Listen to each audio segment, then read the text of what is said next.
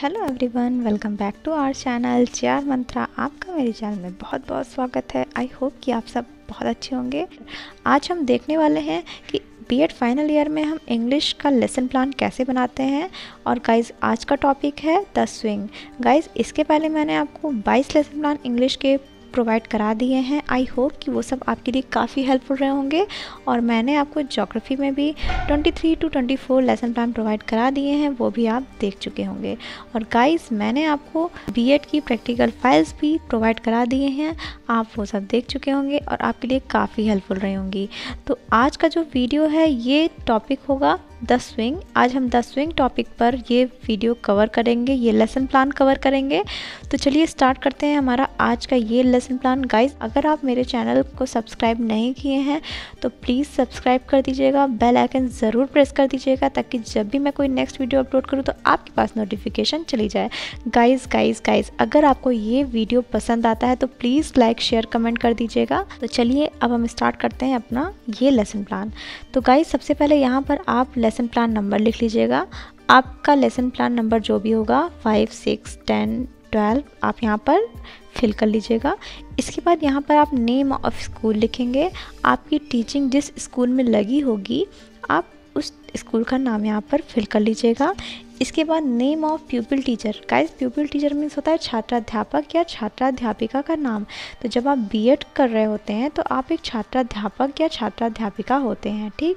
तो यहाँ पर आप प्यूपिल टीचर मीन्स आप यहाँ पर अपना नाम फिल कर लीजिएगा। इसके बाद आपका ये स्ट्रक्चर बनता है। यहाँ पर आप इस तरीके से स्ट्रक्चर बना लेंगे। तो सबसे पहले यहाँ पर आप डेट लिखेंगे।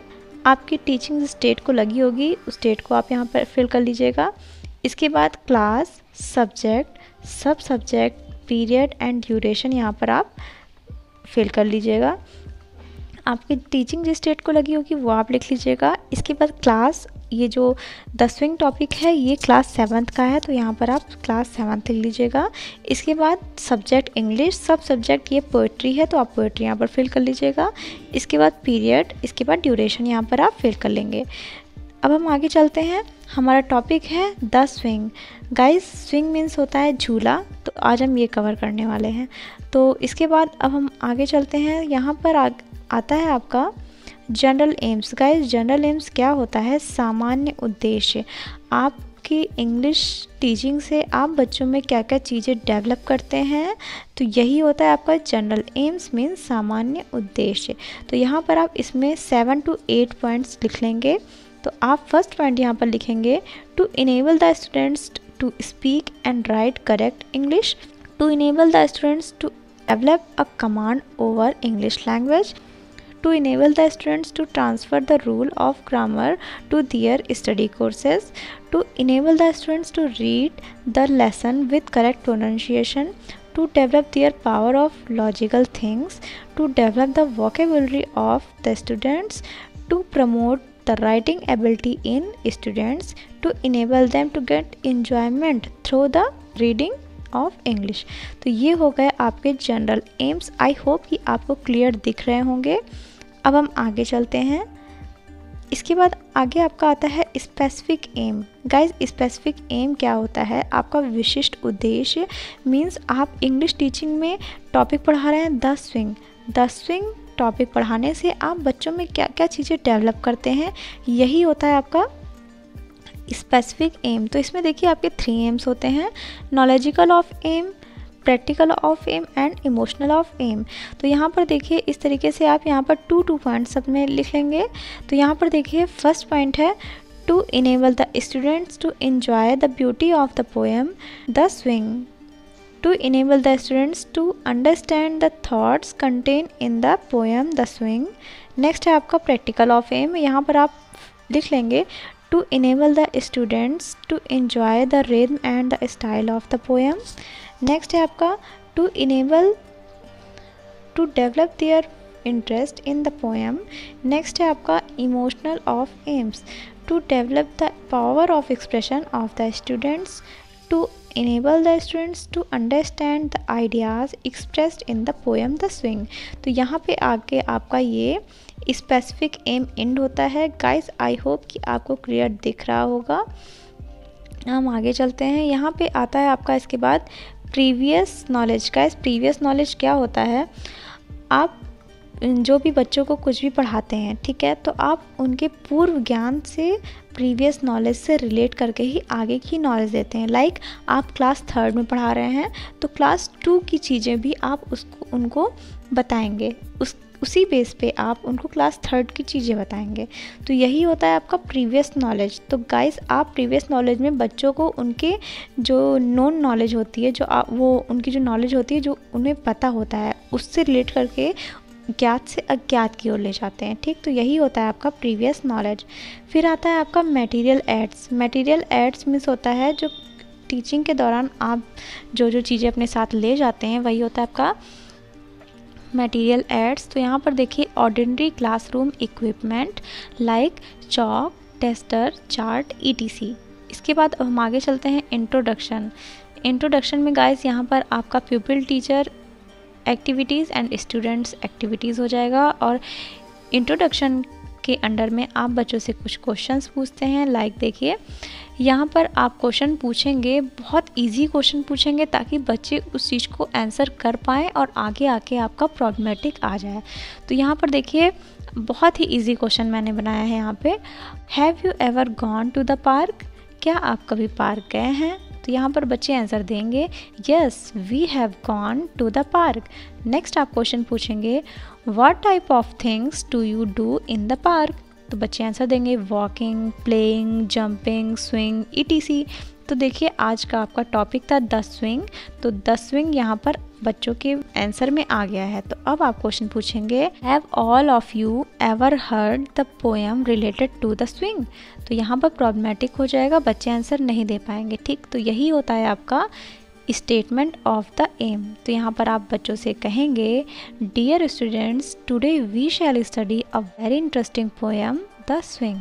इसके बाद आता है आपका प्रेजेंटेशन। प्रेजेंटेशन मीन्स होता है प्रस्तुतिकरण। आप जो पोएम पढ़ा रहे हैं, कहाँ से कहाँ तक आप पढ़ा रहे हैं, वो आप यहाँ पर इंडिकेट कर देंगे। तो यहाँ पर आप देखिए, इस तरीके से इंडिकेट कर देंगे हाउ डू यू लाइक से लेकर एयर एंड टाउन तक, जैसा कि आपको स्क्रीन पर शो हो रहा होगा।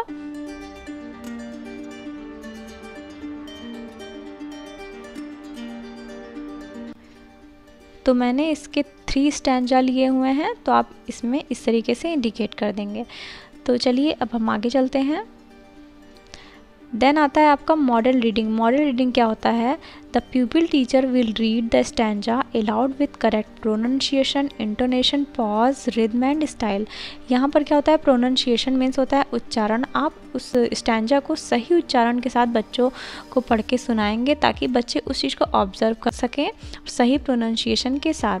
तो यहाँ पर इंटोनेशन क्या होता है? आपकी वॉइस का उतार चढ़ाव, आपकी कहाँ पे उस पोएम में आपको अपनी वॉइस को अप ले जाना है, कहाँ पे डाउन करना है, तो ये इंटोनेशन होता है।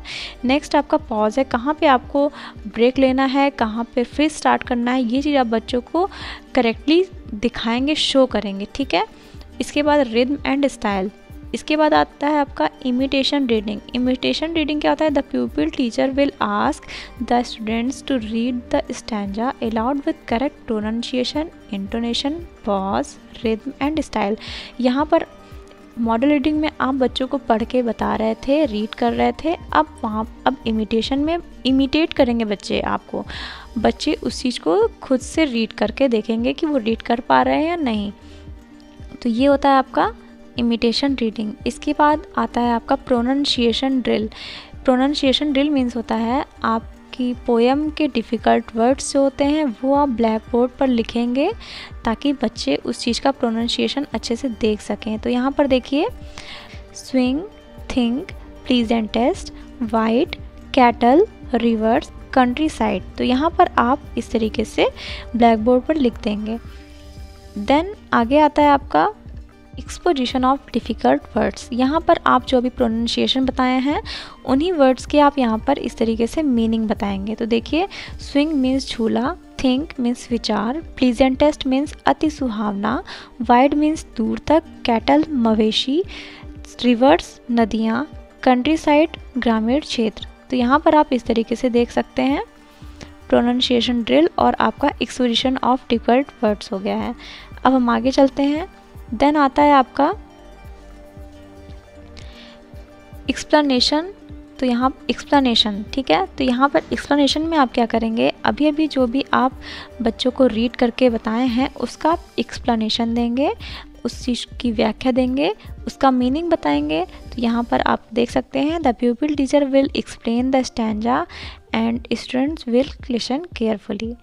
देन आगे आता है आपका silent reading. Students will read the stanza silently. आप बच्चों को एक्सप्लेन कर दिए हैं, अब बच्चे उस चीज़ को स्वयं रीड करेंगे, ठीक है। इसके बाद आता है आपका comprehension question. Comprehension question means होता है बच्चे जो अभी पढ़ चुके हैं आप उसमें से कुछ क्वेश्चंस बच्चों से पूछेंगे और बच्चे उस चीज़ का आंसर देंगे। तो यहाँ पर देखिए आप क्वेश्चन पूछेंगे, who is the poet of the poem,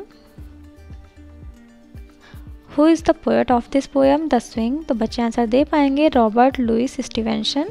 next आपका क्वेश्चन होगा, what is it that takes you up and down in the air. तो बच्चे आंसर दे पाएंगे, the swing takes us up and down in the air।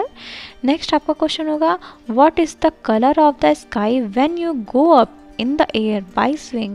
तो यहाँ पर बच्चे आंसर देंगे, the color of sky is blue when we go up in the air by swing। Next आपका क्वेश्चन होगा, name the colors mentioned in the poem। तो यहाँ पर बच्चे आंसर देंगे, blue, green, ब्राउन। तो यहाँ पर देखिए आप बच्चों से क्वेश्चन पूछ लिए हैं, अभी जो आपने एक्सप्लेन किया उसमें से आपने बच्चों से कुछ क्वेश्चंस पूछे, ठीक है, कॉम्प्रिहेंस किया आपने बच्चों को।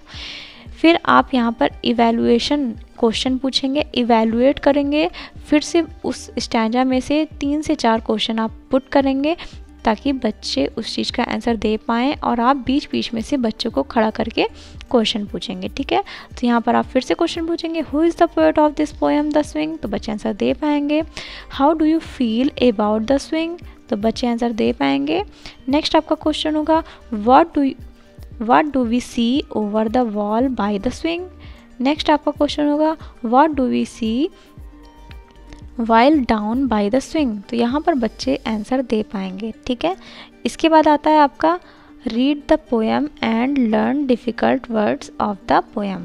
तो यहाँ पे आप होमवर्क दे देंगे बच्चों को, read the poem and learn difficult words of the poem. तो ये यहाँ आके आपका ये लेसन प्लान एंड होता है।